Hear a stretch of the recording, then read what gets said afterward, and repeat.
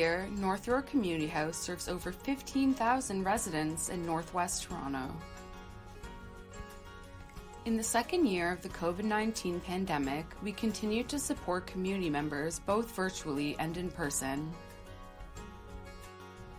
Responding to the needs of residents, we joined the City of Toronto and other community-serving organizations to increase vaccine engagement in North York, especially in harder-to-reach neighbourhoods. Settlement workers supported recently arrived Afghan communities with access to basic needs, employment, mental health support, and settlement services. Participants in our language programs continue to develop their English language skills, and our Care for Newcomer Children team provided age-specific learning experiences virtually.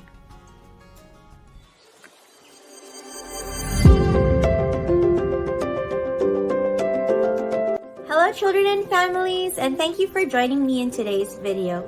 In today's video, we're going to be singing some songs with scarves. So if you have your scarves, go and get them. Get your scarves, get your scarves. April 2021 to March 2022 was a year of expanding services, continued experimentation, and the beginnings of a new hybrid model of services at North York Community House. We reduced barriers to technology among community members with device loaner programs and improved digital literacy with training and one-on-one support. Well, my most important project was getting involved with the digital literacy program. And it was put on and hosted by one of the facilitators at the NYCH. And it's been a profound experience.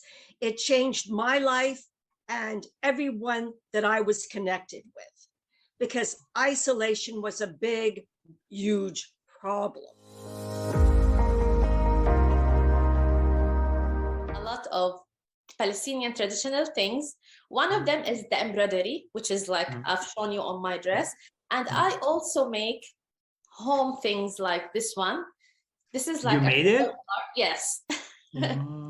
It is handmade. This is like showing the wedding night in our country. This is called dabke. Dabke. This is where people dance in weddings. We adopted a new learning platform so community members could take courses online at their own pace in any location.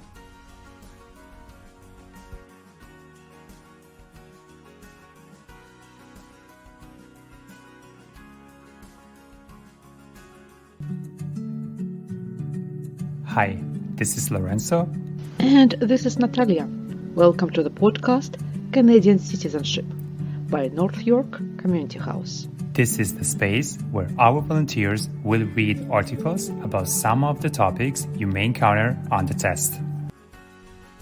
Together with community partners and resident groups, we facilitated knowledge sharing and leadership building workshops and activities and learning exchange. Good evening, everyone. Thank you so much for joining us this evening for our third installation of the webinar series, Is History Repeating Itself? An exploration of Blackness and redevelopment in Canada. So every session, we feature a Toronto community that is undergoing redevelopment, meaning an area that is rebuilt with the intent of improving livelihoods and various aspects of a community.